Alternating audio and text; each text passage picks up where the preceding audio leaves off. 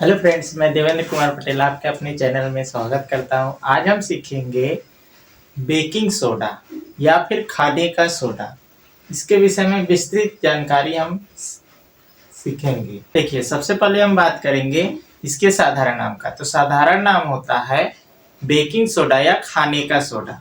फिर इसके नाम रासायनिक नाम की बात कर लेते हैं। इसका रासायनिक नाम होता है सोडियम हाइड्रोजन कार्बोनेट या फिर कह सकते हैं सोडियम बाई कार्बोनेट। रासायनिक सूत्र होता है NaHCO3 और इसका अणुभार हम कैलकुलेट कर लेंगे। और इसकी जो प्रकृति होती है वो होती है क्षारीय। देखिए, यहाँ पर लिखेंगे सबसे पहले साधारण नाम। तो साधारण नाम होगा खाने का सोडा या फिर कह सकते हैं बेकिंग पाउडर या बेकिंग सोडा। Baking soda. और फिर रासायनिक नाम की बात करें तो सोडियम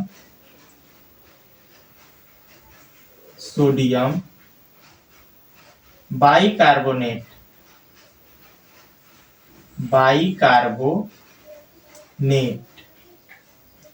या फिर कह सकते हैं हम सोडियम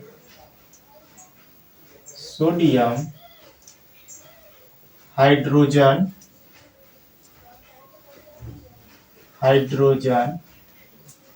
कार्बोनेट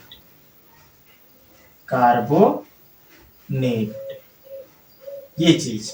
और फिर हम बात कर ले उसके रासायनिक सूत्र का। तो रासायनिक सूत्र जो होता है वो होता है NaHCO3। रासायनिक सूत्र क्या होगा? NaHCO3। इसका हम अणुभार कैलकुलेट कर लेते हैं। तो अणुभार करने के लिए Na plus H plus C plus 3 गुणे ऑक्सीजन। तो सोडियम का परमाणु भार 23 होता है, हाइड्रोजन का 1, कार्बन का 12 और 3 गुणे ऑक्सीजन का 16।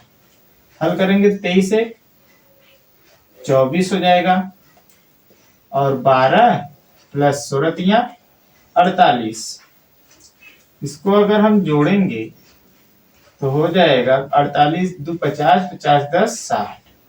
60 में 24 जोड़ेंगे तो कितना आएगा? 84। मतलब अणुभार निकल कर आया कितना? 84। क्या होगा? 84। अब देखिए, इसकी प्रकृति जो होती है वो होती है क्षारीय। इसकी प्रकृति कैसी होती है? क्षारीय होती है। आशा करता हूँ आप सबको इतना समझ में आया होगा। साधारण नाम सोडियम बेकिंग सोडा या खाने का सोडा। रासायनिक नाम सोडियम बाइकार्बोनेट या सोडियम हाइड्रोजन कार्बोनेट। और फिर रासायनिक सूत्र NaHCO3। अणुभार 84। प्रकृति कैसी है? क्षारीय प्रकृति। देखिए, अब बात कर लेते हैं बनाने की विधि का। तो प्रयोगशाला विधि में जब हम सोडियम कार्बोनेट की अभिक्रिया कार्बन डाइऑक्साइड गैस और जल के साथ कराते हैं तो वहां पर हमें खाने का सोडा प्राप्त होता है। देखिए, इसको अगर हिंदी में लिखेंगे तो ये लिखेंगे जब सोडियम कार्बोनेट की अभिक्रिया कार्बन डाइऑक्साइड गैस और जल के साथ कराई जाती है तो बेकिंग पाउडर का निर्माण होता है। तो यहाँ पर रिएक्शन लिखेंगे। तो रिएक्शन हो जाएगा sodium carbonate plus CO2 gas plus जल की अभिक्रिया कराने पर बेकिंग पाउडर का निर्माण होता है। NaCO3 का निर्माण होता है। इसी को हिंदी फॉर्म में पहले लिखेंगे। जब सोडियम कार्बोनेट की अभिक्रिया कार्बन डाइऑक्साइड गैस और जल के साथ कराई जाती है तो बेकिंग सोडा का निर्माण होता है।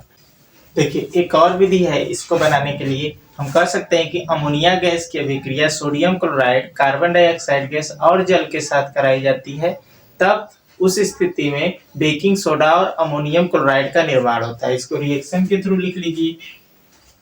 बोला है जब अमोनिया गैस का सूत्र NH3 होता है। जब अमोनिया गैस की अभिक्रिया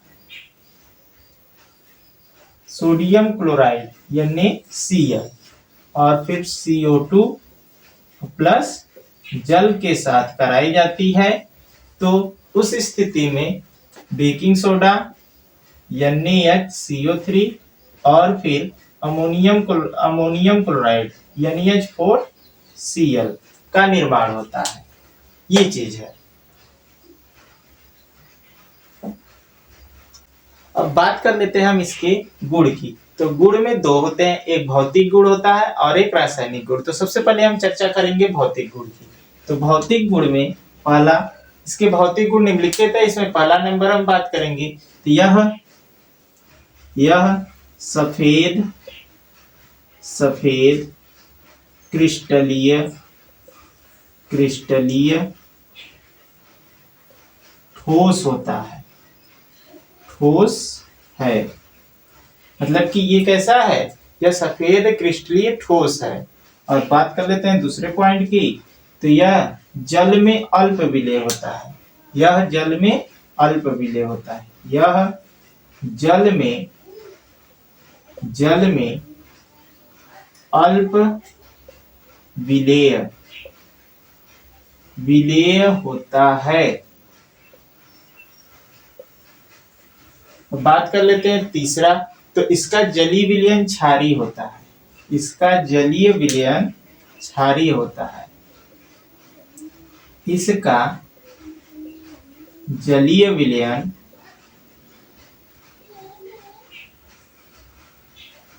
क्षारीय होता है, क्षारीय होता है।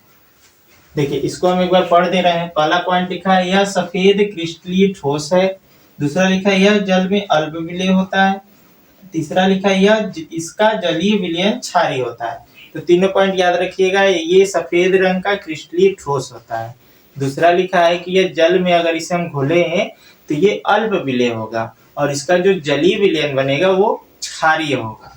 अब रासायनिक गुण की बात कर लेते हैं। तो रासायनिक गुण में वैसे कुछ खास पूछता नहीं है 10 में, लेकिन एक हम डाल दे रहे हैं कि जब हम बेकिंग पाउडर को गर्म करते हैं तो वह टूट जाता है सोडियम कार्बोनेट, जल और कार्बन डाइऑक्साइड में। कहने का अर्थ है कि NaHCO3 को जब हम गर्म करेंगे तो वह टूट जाएगा, किसमें, Na2CO3 और फिर जल और कार्बन डाइऑक्साइड गैस में।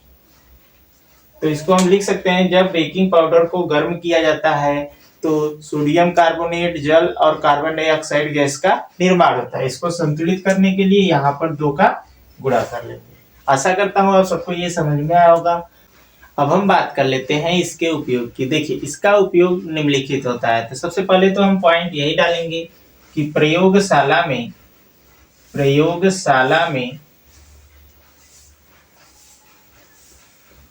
अभिकर्मक के रूप में, अभिकर्मक के रूप में।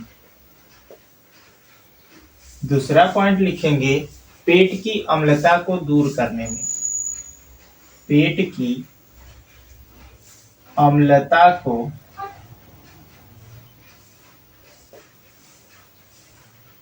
दूर करने में।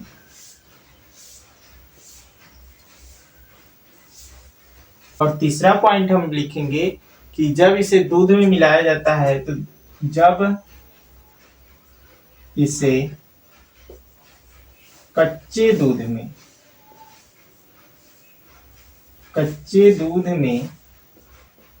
मिलाया जाता है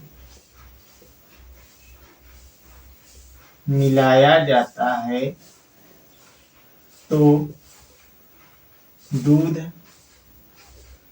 देर से फटता है।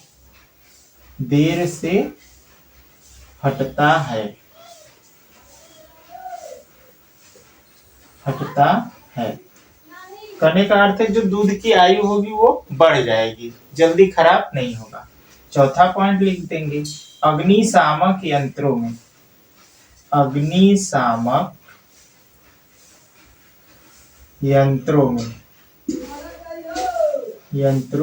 में।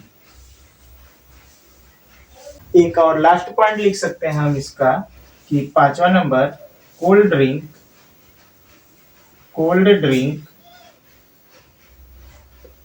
व सोडा वाटर बनाने में,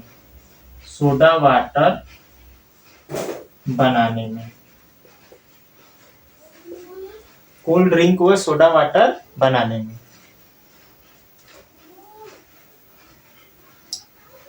देखिए एक बार हम इसे पढ़ लेते हैं उपयोग को। इसका उपयोग निम्नलिखित है। पहला तो यही है कि प्रयोगशाला में अभिकर्मक के रूप में। दूसरा है कि औषधि के रूप में हम पेट की अम्लता को दूर करने के लिए यूज करते हैं इसका। और तीसरा पॉइंट लिखा है, जब इसे कच्चे दूध में मिलाया जाता है तो दूध देर से फटता है। मतलब जो आयु समय होगा उसका फटने का, अगर उसमें वो मिला दिया जाए तो वो उस समय पर न फटकर देर से फटेगा।